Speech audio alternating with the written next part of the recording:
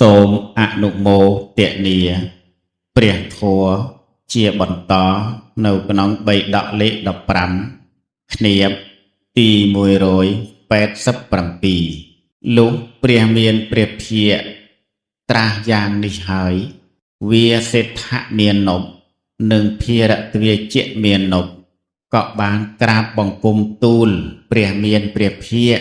យ៉ាងនេះថាបពិតព្រះគោតមដកចម្រើនភាសិទ្ធរបស់ព្រះអង្គពីរោះណាស់បពិតព្រះគោតមដកចម្រើនភាសិទ្ធរបស់ព្រះអង្គពីរោះណាស់ធម៌ដែល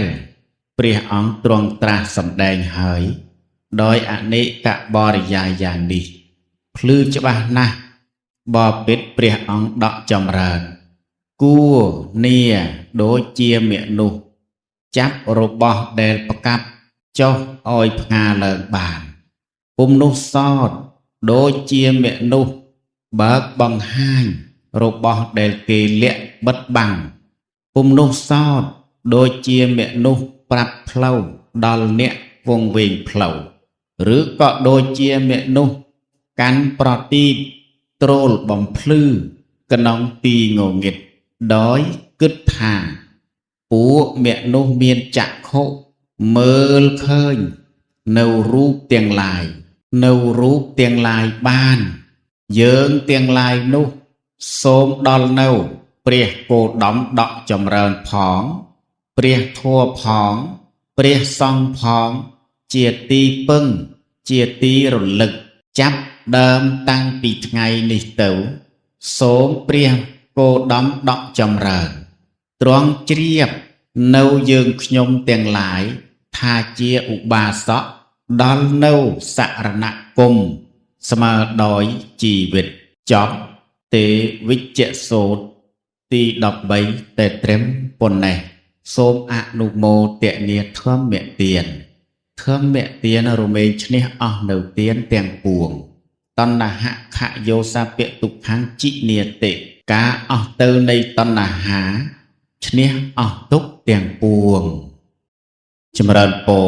ញាតិញោមពុទ្ធបរិស័ទជាទីរាប់អានព្រះគុណម្ចាស់គ្រប់ព្រះអង្គជាទីសក្ការៈដោយសេចក្តីជ្រះថ្លាយ៉ាងក្រៃលែងសូមធ្វើសេចក្តីរៀបរាប់អំពីការវិពរនាមកក្នុងគម្ពីរដែលបានរៀបរាប់បញ្ជីនៃសីលខន្ធវៈនោះមានសូត្រ13គឺ 1. ព្រហ្មជាលសូត្រ 2. សាមញ្ញផលសូត្រ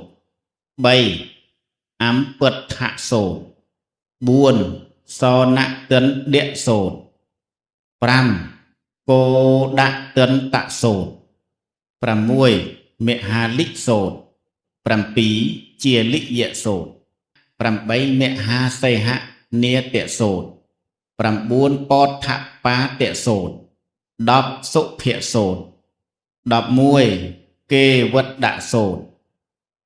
12. លោហិច្ចសូត្រ 13. ទេវិជ្ជសូត្រសូមអនុមោទនាចប់សីលខន្ធវៈតែត្រឹមប៉ុណ្ណេះអេវ៉ាន់